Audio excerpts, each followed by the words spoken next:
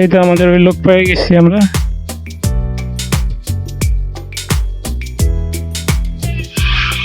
হ্যাঁ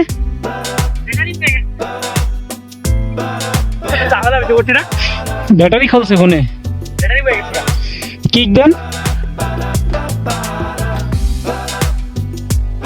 খালি কল আর কল।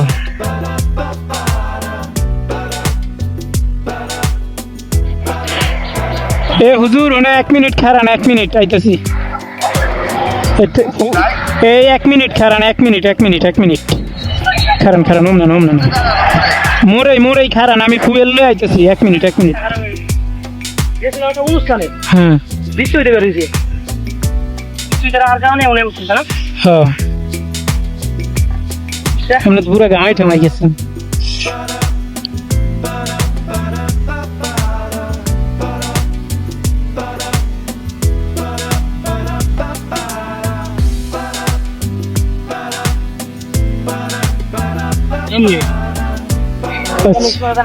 খারান আরে একটা আছে আমগুলো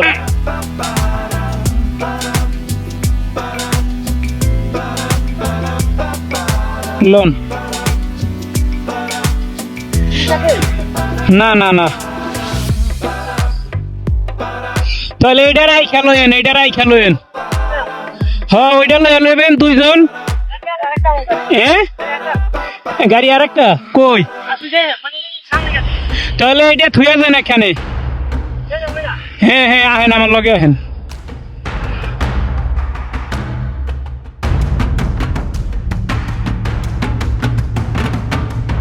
আমরা তো গেছিলাম, আমরা তো অনেকজন যাওয়ার কথা, কিন্তু একটা গাড়ি দুর্ভাগ্যবশত নষ্ট হয়ে গেছে, যার কারণে সমস্যায় পড়তে হইলো।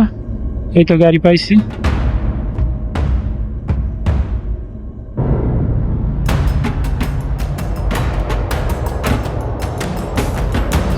আসলে আমি একটা জিনিস বুঝতে পারতেছি, যারা বাইক ব্যবহার করেন এদের ধৈর্যটা খুবই কম, যার কারণে ঝামেলায় পড়তে হয়।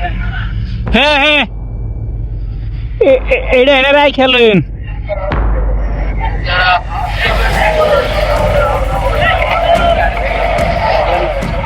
হ্যাঁ এনটা ফাঁকা নাই, ফাঁকা থাকলেও এনটা থুয়ে তালা মারেন। রনি ভাইয়া গাড়িটা এনটা একটু থুক, মানে বন্ধুরা ছুঁয়ে গাঙ্গের বাজারে 5 মিনিট লাগবে। এনে রেখেন, এনে রেখে হাইড্রোলিক মারেন, সমস্যা নেই। আমার দ্বারা আমি দিতেছি লোন, এনে রাখেন, এনে থুয়ে আমরা যাইম এখানে। হ্যাঁ কাম কর মেয়েদেরকে আবার যন্ত্রণা। বাজারে যেই 5 মিনিট লাগবে গাড়ি লয়ে যাই। আচ্ছা তা যান, আমরা গোসারের রাস্তায় আমরা আস্তে আস্তে আগাই, সমস্যা নেই। আমরা গোসারের দিকে যাবো, বুড়িহাট পর্যন্ত গেলে আমাকে পাইবেন। হ্যাঁ এটা সমস্যা হইলে এটা নেওয়ার দরকার নেই। এ হুজুর আহেন। হ্যাঁ ওই লগেজ ঘুরতে যাই আমরা। এ হুজুর আহেন।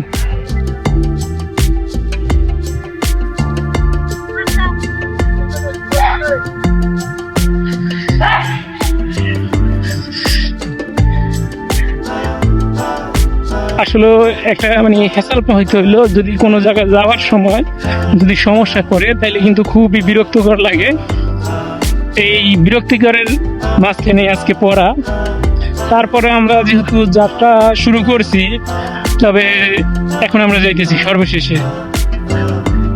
এই রাস্তা আরো ভাঙা ছিল, এখন ডইলা দিচ্ছে, যার কারণে একটু সুবিধা হয়েছে যাতায়াতে। ওই গাড়ি ওই যে যেটা আইছে ওইটা হইলো সমস্যা, ওইটা হইলো ব্যাটারি সেলফ আছে না, ওইটা লাইন হলো ডিসকানেক্ট হয়ে গেছে গা, যার কারণে এখন সমস্যা। আমি পরে কইলাম যে গাড়িতে এমনিতেই সাইডে যাইতেছে। হ্যাঁ তাইলে ওইটার ঠেলা নিয়ে লাভ আছে, ওইটারও মাঝে মাঝে যদি বন্ধ হয়।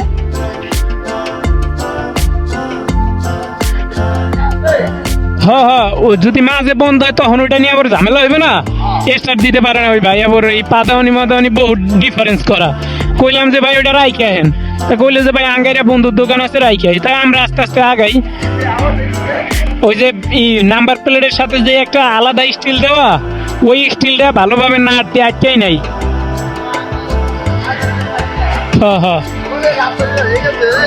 হ্যাঁ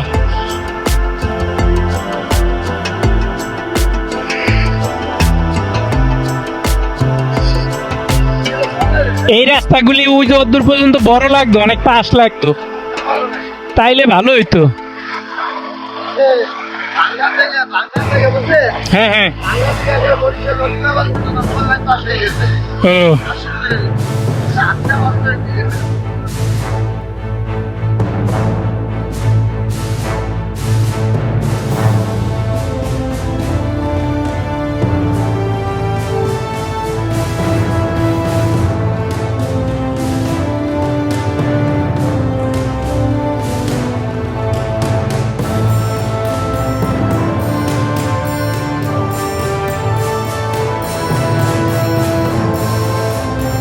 এক এক জেলায় এক এক জায়গায় মানে উন্নয়ন ঘটতেছে, তারা রাস্তার যোগাযোগ ব্যবস্থা যেটাকে আমরা বলি সেটা কিন্তু অনেক আগায় নিছে, কিন্তু এই সুবাদে শরীয়তপুরেও কাজ হইতেছে, কিন্তু সঠিক সময়ে কাজটা হইতেছে না, যার কারণে আমরা জনগণ কিন্তু একটু ভোগান্তিতে আছি। এই সমস্যাটাতে আমরা পড়ছি। তবে চেষ্টা করবে যারা যারা এখনো কাজ নিয়ে আছে, বাকি কাজগুলি রয়েছে এটা খুব দ্রুত শেষ করবে, এটা আমরা প্রত্যাশা করি।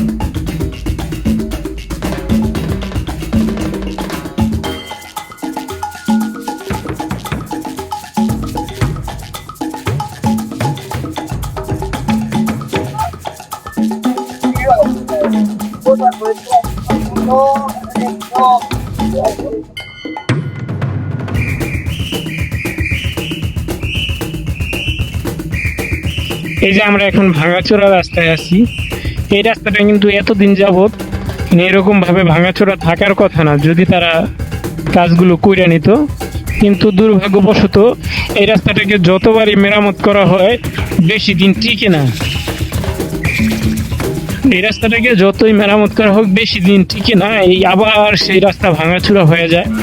এটার কারণটা আমার মাথায় এগুলি আমি নিয়ে কখনো ওরকম ভাবে তো চিন্তা ভাবনা করি না যে এইগুলি টিকে না কেন ভাই, এইগুলি সম্বন্ধে আমি আর তো ভালোভাবে জানি না। তবে একটা জিনিস জানি, সেটা হচ্ছে যদি একটু ভালোভাবে কাজ করে তাইলে কিন্তু এই অঞ্চলের মানুষের ভোগান্তিটা একবারে লাঘব হয়।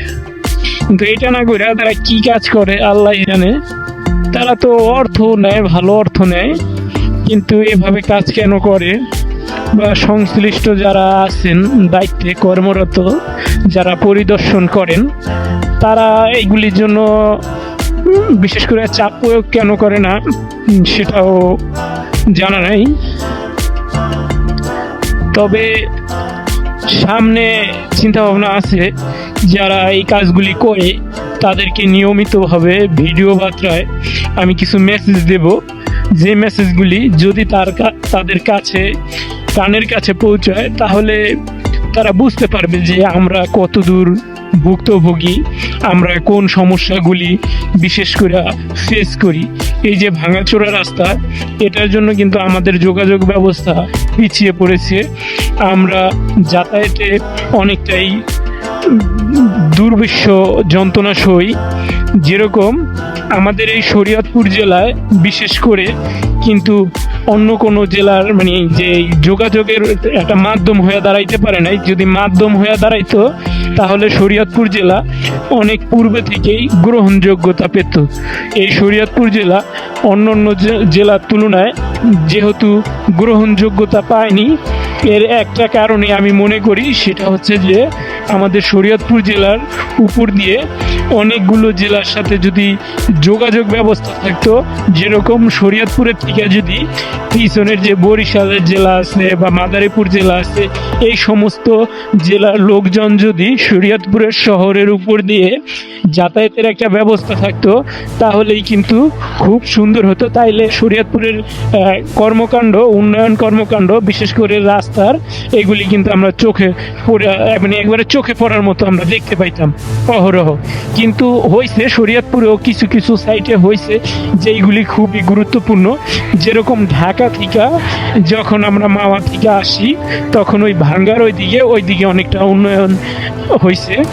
এরপরে এখন আবার শুরু হয়েছে, যেহেতু চট্টগ্রাম থেকে একদম এইদিকে বেনাপোল পর্যন্ত যাওয়া যায়, তো এই যোগাযোগ ব্যবস্থাটা কিছুটা কাজ এখন আমাদের চোখের সামনে দৃশ্যমান। আমরা এই ভিডিওতে আপনাদেরকে তুলে ধরে দেখাতে পারবো যে সামনে কিছু দূর আগাইলেই এগুলো দেখতে পাবো। দেখছেন কত ছোট রাস্তা, একটা ট্র্যাক গেছে আর একটা ইজি বাইক, তাও মানে একটা কষাকষি অবস্থা। মানে দুটো একটা ট্রাক বা একটা বাস যখন পাসিং করবে মানে একটা ক্রস করবে তখন কিন্তু একটা দুর্ঘটনার মুখী হয়ে যাবে। কারণ কি, এত ছোট রাস্তা। এই ভিডিওটি অনেক বড় হয়ে যাওয়ার কারণে ভিডিওটিকে কয়েকটি ধাপে ভাগ করা হয়েছে। এটি দ্বিতীয় পার্ট।